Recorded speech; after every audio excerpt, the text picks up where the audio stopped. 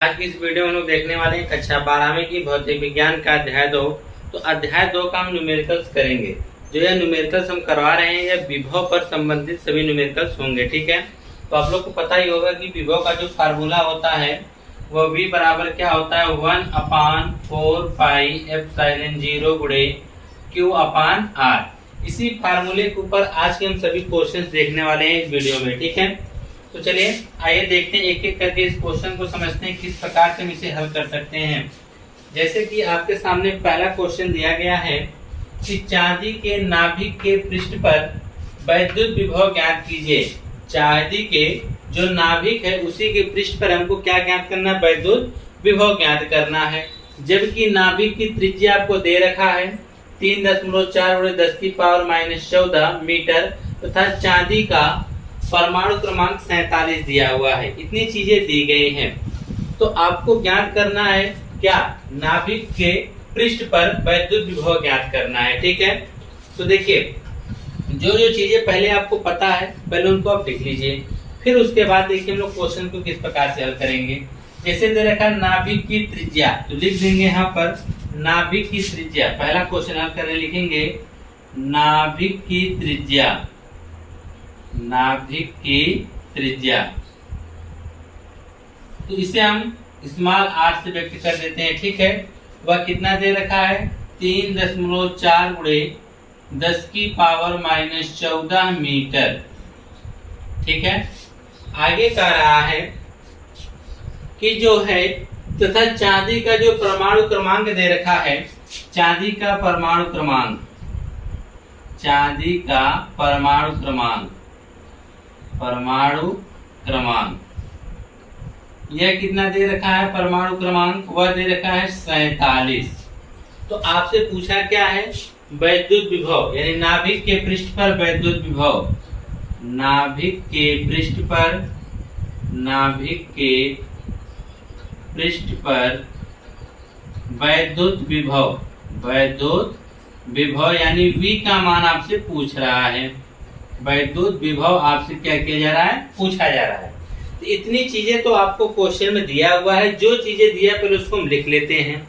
अब आपसे विभव पूछ रहा है तो आपको यह पता होना चाहिए कि विभव का फार्मूला क्या होता है।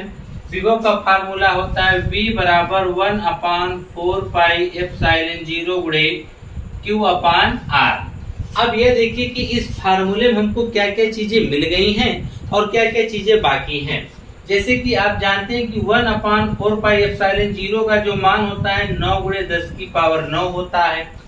ठीक, और यहाँ पर आपका Q दे रखा है। Q का तो मान आपको नहीं पता है, लेकिन R जो है R का मान यहाँ ऑलरेडी दे रखा है।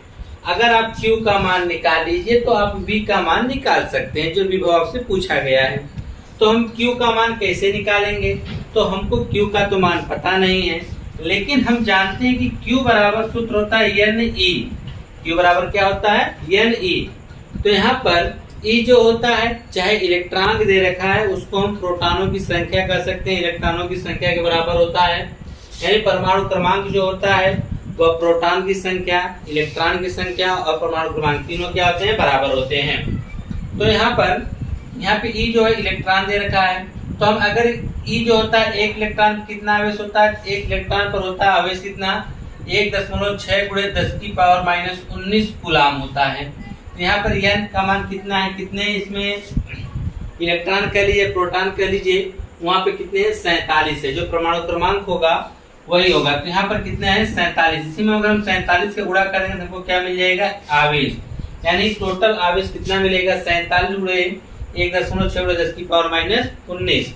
तो यहाँ पर हम लिख सकते हैं आवेश, जो चीजें हमको नहीं पता थी हमने उसको पता कर लिया। आवेश Q बराबर क्या हो जाएगा Ne।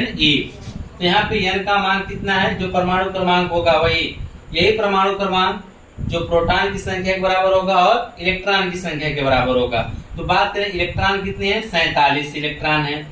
N का मान हो गया N, जो इलेक्ट्रॉनों की संख्या कितने हैं 47, और एक इलेक्ट्रॉन में कितना आवेश होता है 1.6 × 10⁻19 कूलाम होता है। कितना होता है, 19 कूलाम होता है। तो आपने Q का भी मान निकाल लिया।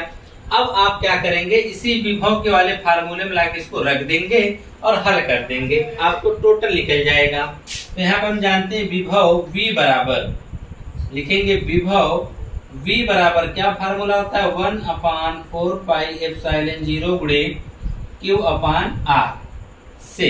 ये फार्मूले पे हम क्या करेंगे, सभी मानों को रख कर हल कर देंगे। तो यहाँ पर चलिए रखते हैं एक एक करके मान।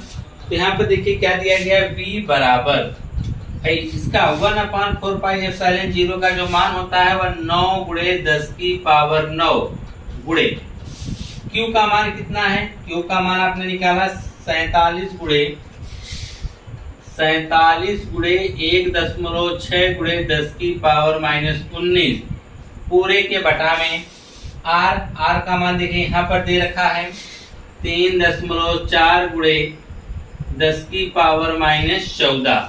इसी को हल करना है।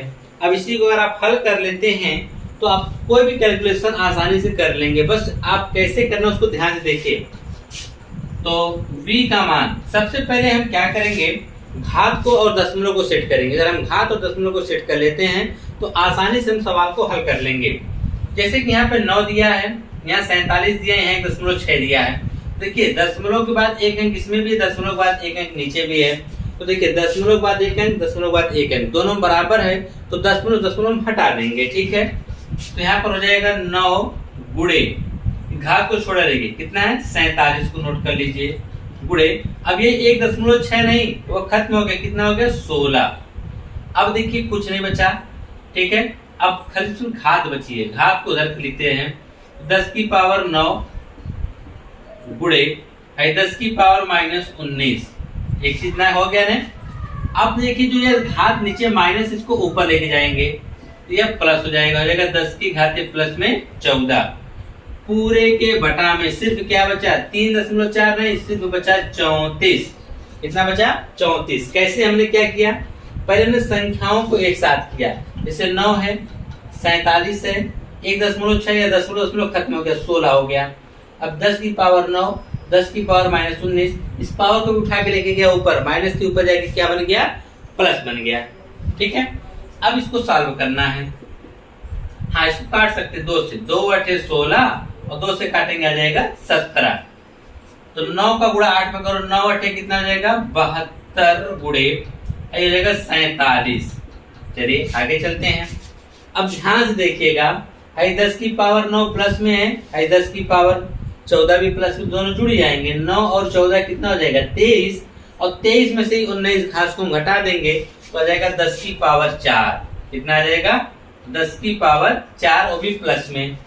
देखिए कैसे 9 और 14 दोनों प्लस में घाते जुड़ जाएंगे, 9 14 कितना हो जाएगा 23, और 23 में से -19 वाला घटा देंगे क्या आ जाएगा 10 की पावर 4 आ जाएगा। और इसके बटा में क्या है 17, इसके बटा में क्या है 17 है, ठीक है। बराबर यहाँ पे सामने लगाया करिए ऐसे। अब देखिए अब करना क्या है, 72 में 47 का गुणा कर दीजिए, अलग कहीं रफ पर हमने इसको गुणा कर दे रहे हैं तो जाएगा 7 दूनी 14 के 4 और 49 से 50, 4 दूनी 8 और 7 चौक कितना हो जाएगा 28, जोड़ देंगे तो 4 या 8 8 5 13 3 33 84 आया। गुणा करने कितना आया 33 84 गुणे 10 की पावर 4 और पूरे बटा में क्या आ गया 17, ठीक है। अब 17 की भाग लगा देना है उसमें, बस 17 की भाग कर दीजिए। तो चलिए 17 की भाग भी कर देते हैं, ये भी आपके 17 की भाग दे देते हैं। 17 से हमको भाग करना है 33 84 में, तो 17 2 अंक लेंगे, 17 कम 17 17 दूनी 34, 2 बार में ज्यादा हो जाएगा, एक बार लेके जाइए 17 कम 17 घटा देंगे कितना आ जाएगा 16, 8 को उतार लीजिए। अब 17 9 153 लेके जाएंगे, ठीक है। भाग तो आती ही होगी आप लोगों को, यह 4 को उतार लीजिए, फिर 17 9 कितना हो जाएगा 153, 1 बच गया, ठीक है। दशमलव लगाएंगे, 0 बढ़ाएंगे तब भी भाग नहीं आएगी, यहाँ 0 बढ़ाएंगे यहाँ 0 बढ़ाएंगे तो उससे मतलब नहीं है। 17 चौक के 17 23 18 85 5 बार जाएगा, तो दशमलव के बाद 0 0 जब आ रहा है उसका कोई मतलब नहीं, इसका मतलब 199 आया। कितना आया 199। तो V का मान हम रखेंगे 199 गुणे देखिए भाग के 199 गुणे 10 की पावर कितना है 4 है। तो हम क्या करेंगे, इसको निकटतम मान में बदलेंगे तो दशमलव यहाँ पर था, 2 अंक इधर आएगा ना, जिसकी घातीय 2 बढ़ जाएगी। तो v बराबर आपका हो जाएगा 1.99 गुणे 10 की पावर 4 तो था, दशमलव यहाँ 2 अंक इधर किससे क्या है, कितना हो जाएगा 6, यह वोल्ट हो जाएगा। विभव तो क्या हो जाएगा वोल्ट। हाँ एक चीज और, यहाँ कुछ हो सकता है बुक में आपको 1.99 में देके यहाँ पे क्या दे दे, डायरेक्ट 2 दे दे, कह देगा 2 गुणे 10 की पावर 6 वोल्ट, क्या कह देगा, या आपको यह दे देगा कि 2 गुणे 10 की पावर 6 वोल्ट कह देगा। ठीक है, क्योंकि अगर निकटतम मान लेगा तो 0.1 मतलब वह आपके 2 के क्या है करीब है। तो यह तो था आपका पहला। समय तो लगा लेकिन आप समझ जाएंगे कि कैलकुलेशन हम कैसे कर सकते हैं। ठीक है, आइए दूसरा सवाल देखते हैं कि किस प्रकार से आप दूसरे सवाल को हल करेंगे। इन सब क्वेश्चंस को आप लोग नोट कर लीजिएगा और हो सके तो अपने मन से इसको सॉल्व करने का प्रयास करिए। ठीक है, जितनी बार सॉल्व करेंगे, जितनी अच्छी प्रैक्टिस करेंगे, उतना आपको बेहतर समझ में आएगा और भी क्वेश्चन आप लगाने का प्रयास करिए। दूसरा वाला कहा है किसी वर्ग के 3 कोने पर Q, 2Q तथा 4Q आवेश रखे गए हैं। वर्ग के चौथे कोने पर कितना आवेश रखा जाए कि वर्ग के केंद्र पर विभव शून्य हो जाए। कहने का मतलब क्या है कि यहाँ पर हमने कोई एक वर्ग बना दिया। ठीक है, ये आपकी भुजा A हो गई, B हो गया सिरा, C और D।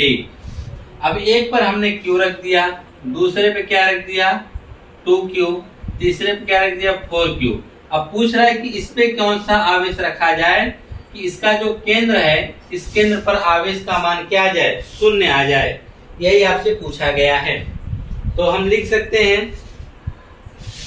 हैं माना, क्या लिख सकते हैं,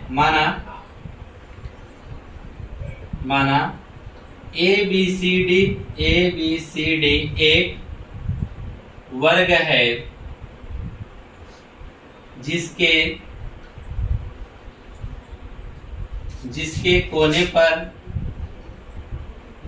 कोने पर जो आवेश हैं, आवेश क्रमशः Q, 2Q तथा 4Q रखे गए हैं तथा D वाले कोने पर, या D पर सीधे लिखिए ना, तथा D पर। अब D पर हमने कोई आवेश नहीं रखा है तो मान लेते हैं D पर कोई आवेश नहीं, तो D को D ही रहने देते हैं, तथा D पर आवेश ज्ञात करना है, या D का आवेश ज्ञात करना है। तो रखे गए हैं तो D का आवेश ज्ञात करना है। D का आवेश क्या करना है, ज्ञात करना है। अब सुनिए, तो जो इनका विभव होगा, जैसे A के द्वारा इसमें विभव कितना उत्पन्न होगा, V1 होगा, B के द्वारा V2, C के द्वारा, ठीक है, आपका हो जाएगा C3 कह लीजिए, या इस प्रकार से भी लिख सकते हैं। फिर उसका यहाँ हो गया तो लिख सकते हैं कि बिंदु क्या कहते हैं, वर्ग के केंद्र पर, क्या लिखेंगे, वर्ग के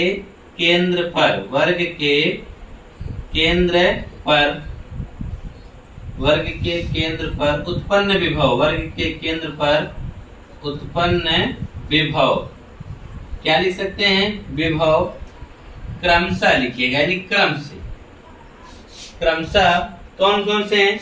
A के द्वारा कितना उत्पन्न होगा, VA होगा, लिख सकते हैं V सफिक्स से। B के द्वारा कितना होगा, VB होगा, तथा कामा लगा दीजिए, कोई दिक्कत नहीं है। तथा इसके बाद V के द्वारा, इसके द्वारा कितना उत्पन्न होगा, VC, और D के द्वारा कितना होगा, VD। ठीक है, ये सब विभव उत्पन्न होंगे, के क्रमशः उत्पन्न विभव होंगे। अब यह देखिए, इन चारों विभव को अगर जोड़ा जा रहा है प्रश्नानुसार, जब इन चारों विभव को जोड़ा जा रहा है तो V का जो मान आ रहा है वह 0 आ रहा है। क्या आ रहा है, 0। या जो V है इसका जो मान आ रहा है वह कितना आ रहा है, 0 आ रहा है।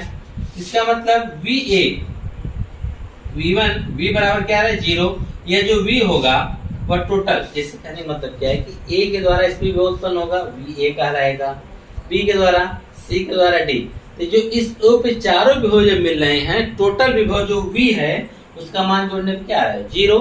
ये वी क्या है, तो इसी को जोड़ा गया है, किसको, वी ए को, वी सफिक्स बी को, वी सफिक्स सी को, वी सफिक्स डी को।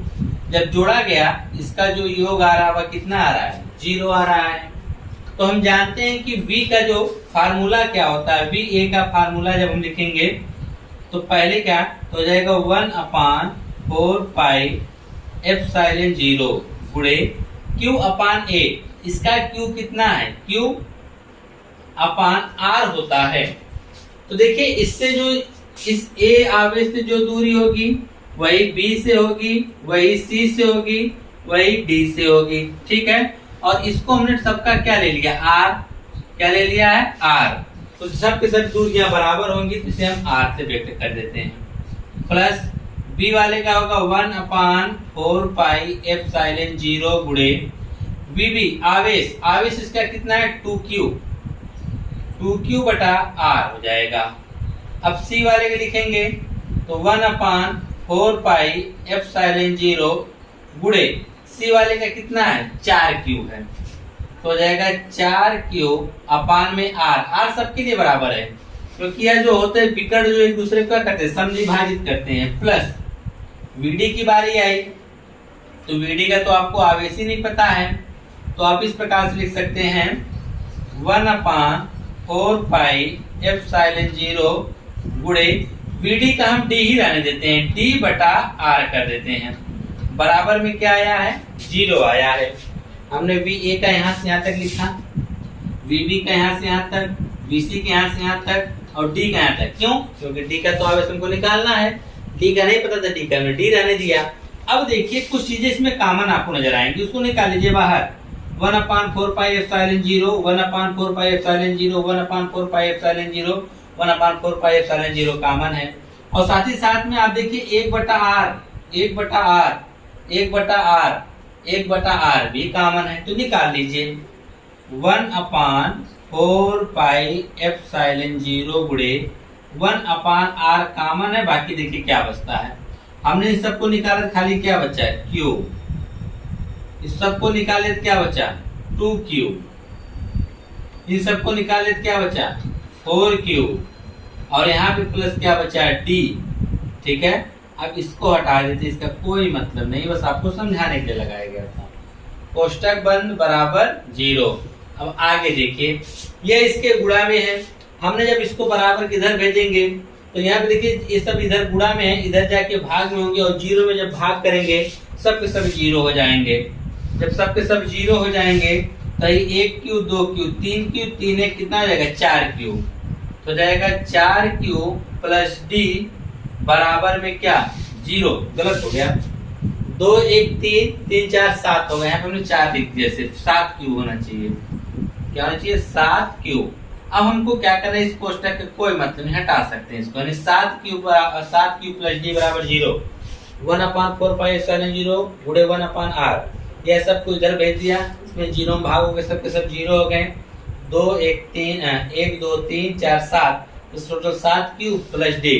तो इसको उधर कर देंगे तो d बराबर आ जाएगा -7q। इसका मतलब d बिंदु पर कितना आवेश रखना पड़ेगा -7q। यहाँ लिखेंगे, पूछा ना वर्ग के चौथे कोने पर, लिखेंगे वर्ग के चौथे कोने पर, वर्ग के चौथे कोने पर जो पूछा कितना आवेश चौथे कोने पर -7q आवेश रखना होगा, आवेश रखना होगा, ठीक है। तो इस प्रकार से आपके सामने 2 क्वेश्चन थे। आइए इसी प्रकार के और भी क्वेश्चन देखने के लिए चैनल को सब्सक्राइब कर लीजिए, ठीक है, और बेल आइकन को दबा के रखिए ताकि जब भी वीडियो अपलोड करें आपके यहाँ नोटिफिकेशन तुरंत पहुंच जाए, ठीक है। इसके हमने 2 सवाल बताएं, इसके और भी क्वेश्चन हम आपके इसके नेक्स्ट पार्ट में आपको लेकर आएंगे।